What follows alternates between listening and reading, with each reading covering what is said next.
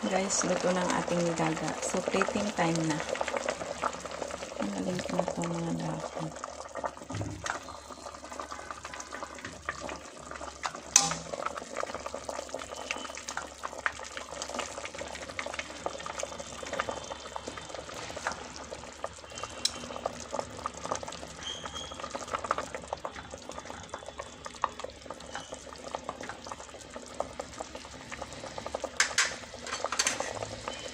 Tayin ko na yung apoy.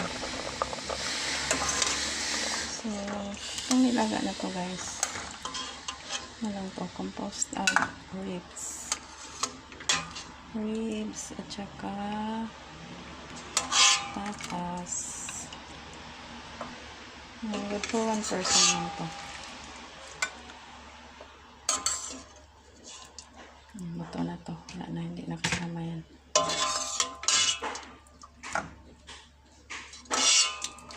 So, yan lang ang composition niya guys. Lagyan na natin ang sabaw.